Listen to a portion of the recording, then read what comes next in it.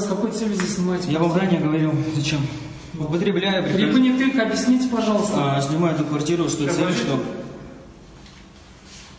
иногда употребляю, и чтобы на своей квартире на другой не употреблять, прихожу сюда. 26-летний житель Лениногорска придумал, как ему казалось, идеальный план конспирации для употребления и сбыта наркотиков. Во-первых, он приехал в Альметьевск, где его никто не знает. Во-вторых, снял сразу 2 квартиры. В одной жил, а в другой, по данным МВД, хранил, расфасовывал и упаковывал запрещенные вещества для оптовой и розничной закладки. Никто из близких о его приключениях не догадывался. Бабушка была уверена в том, что внук устроился на работу в Альметьевске, а родители, проживающие в Краснодарском крае, и вовсе не знали о переезде сына в другой город. Здесь у вас какие-то запрещенные вещества? Нет, ничего нет.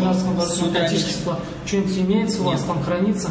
Ничего нету, да? Ничего. Если что-то есть, я вам предлагаю добровольно выдать, если...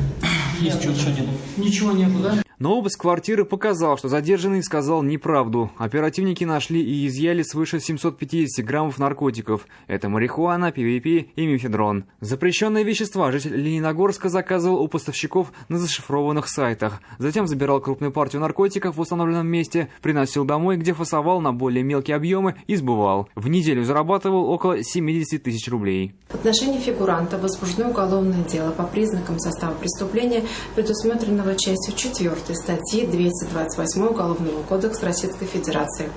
Судом в отношении подозреваемого избрана мера пресечения в виде заключения под стражу. Предварительное расследование продолжается. Сейчас полицейские устанавливают другие эпизоды его преступной деятельности. Подозреваемому грозит до 15 лет лишения свободы. Айрат Назипов, вызов 112.